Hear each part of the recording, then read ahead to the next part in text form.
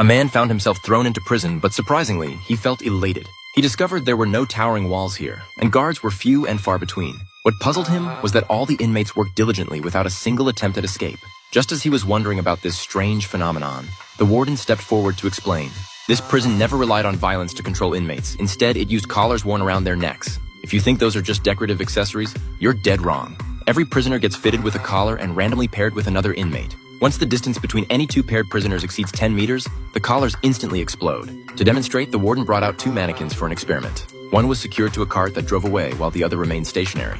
As the distance widened, the next second brought a thunderous boom. The collars detonated instantly. No wonder nobody dared to escape. Breaking out would be tantamount to suicide. But Mike had a thought. What if two people ran together? Could they succeed? However, the warden's next words completely shattered his fantasy. The pairing was entirely random, meaning no one knew who their other half was. Moreover, a white line was drawn around the prison's perimeter, and once someone crossed it, the distance between pairs would exceed 10 meters, resulting in instant death.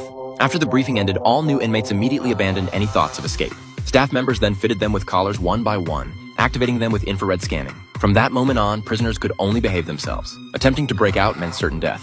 However, on Mike's first day, the warden approached him privately, offering to remove his collar. Mike was stunned. What had brought on this stroke of luck? Sure enough, the warden's tone shifted as he laid out his conditions. It turned out Mike had been an electrical engineer. A few days earlier, he had secretly infiltrated a bank with his girlfriend and best friend John, stealing diamonds worth $50 million. Afterward, they donned police uniforms, hoping to pose as officers and blend out of the scene. Unexpectedly, real police arrived just in time, blocking their escape route. The three thought their disguises would fool everyone, but their cover was blown, leading to intense gunfire. In the chaos, Mike seized a police car and sped away with the diamonds. Later, he met up with John and his girlfriend at their predetermined rendezvous point as planned. But he never expected his girlfriend to betray him. She had secretly conspired with his best buddy to kill Mike and keep all $50 million worth of diamonds for themselves. Fortunately, Mike had been cautious and hidden the diamonds beforehand. So the warden proposed a deal. To remove the collar around his neck, Mike had to hand over the diamonds, or else face a living hell in prison. Yet despite the threat, Mike refused without hesitation. He knew deep down that even if he surrendered the diamonds, the warden would never let him go. Sure enough, as expected, trouble came knocking soon.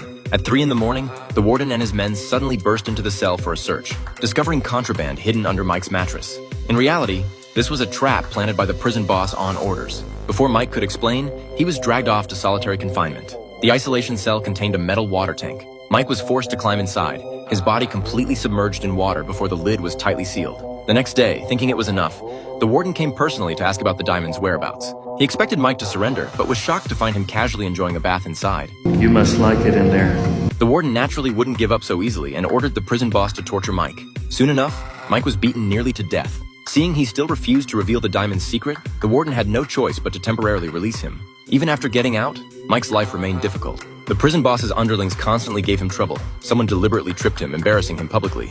The person who got splattered with food happened to be the prison boss himself. The boss had harbored resentment toward Mike for some time and took this opportunity to humiliate him severely. Luckily, guards appeared just in time to separate them. In prison, there were two types of people you couldn't cross: the warden and the prison boss. Yet Mike had managed to offend both. Everyone kept their distance from him, afraid of being implicated. Just then, a female inmate seemed to take interest in Mike, often finding opportunities to approach him. That day, Lisa quietly walked up behind him and whispered that she wanted to tell him an earth-shattering secret. After saying this, she headed straight for the recreation room. Mike initially thought she had ulterior motives, but unexpectedly, Lisa told him she knew who Mike's collar partner was. You're my wedlock partner. Bullshit, how do you know? Lisa claimed her collar was paired with Mike's, but Mike thought she was talking nonsense. He believed such reckless speculation would only get them both killed. But Lisa wouldn't give up, constantly appearing before Mike and causing him endless trouble. This time, she even caught the prison boss's attention. The boss had developed feelings for Lisa, but she remained cold toward him. When he saw Lisa getting close to Mike, he flew into a rage and punched Mike. He'd been looking for an excuse to take him down anyway. Their fight was quickly stopped by guards, who coldly said, "Want to fight? Take it outside." So, surrounded by a crowd, they were led to the yard. But Mike was no match for the prison boss and was quickly beaten to the ground. The boss triumphantly declared victory and turned toward Lisa, ready to claim her.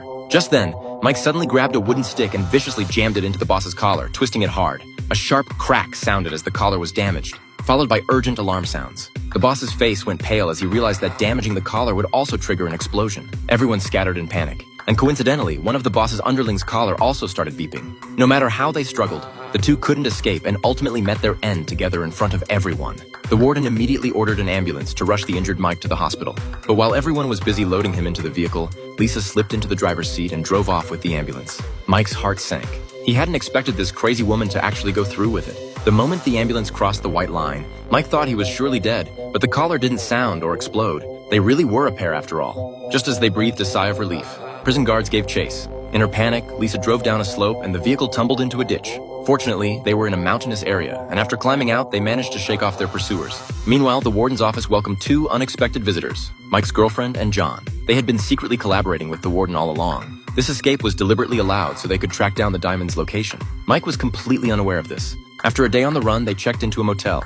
Here, Mike used a screwdriver to dismantle the collar. As an electrical engineer, he could see immediately that this device wasn't foolproof. Given enough time, he could completely disable it. But unexpectedly, the motel owner saw their wanted posters on TV and called the police that very night. The next day, when they woke up, they were already surrounded by police. With nowhere to run, they had no choice but to surrender. But at this critical moment, gunshots suddenly rang out from somewhere, and officers began falling one after another. Mike and Lisa seized the opportunity to escape quickly, never imagining that their rescuers were actually Mike's girlfriend and John. After this narrow escape, they planned to board a bus and leave.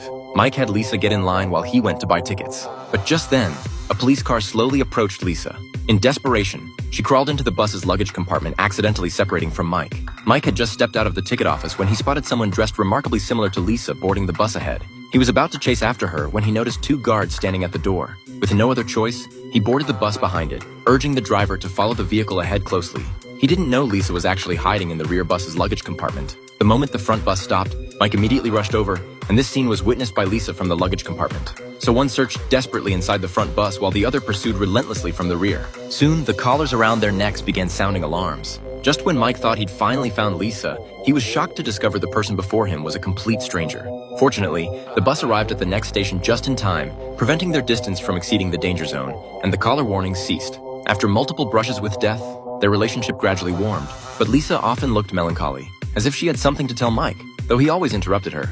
Mike fantasized about taking the diamonds and flying away together once they retrieved them. Just as they were talking, a car stopped in front of them. It was Mike's brother Paul, who had been safeguarding the $50 million diamonds. The three drove to a factory where Paul indeed kept his promise, retrieving the diamonds from the second floor. But suddenly, gunshots rang out and Paul collapsed. Only then did Mike discover his girlfriend and John had followed them all along. He couldn't understand how their location was exposed, but his girlfriend just laughed coldly, saying he still didn't get it. Lisa's knowledge about the collar detection was all part of a trap set by the warden and them.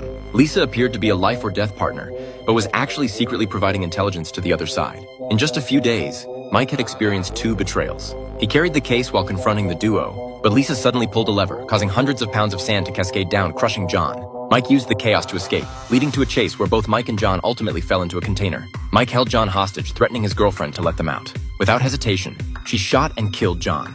With Lisa's help, Mike finally escaped and drove away from the construction site. But the collar around his neck remained a deadly threat. He gave directions while having Lisa operate, and together they managed to dismantle the bomb. After escaping danger, they didn't choose to flee but deliberately exposed their whereabouts, luring the girlfriend and warden to them. They then handed over the diamonds, with the warden and girlfriend splitting them in half. But after getting their hands on the treasure, they still wanted to eliminate witnesses. The girlfriend decisively pressed the collar remote, but the warden was the one who died.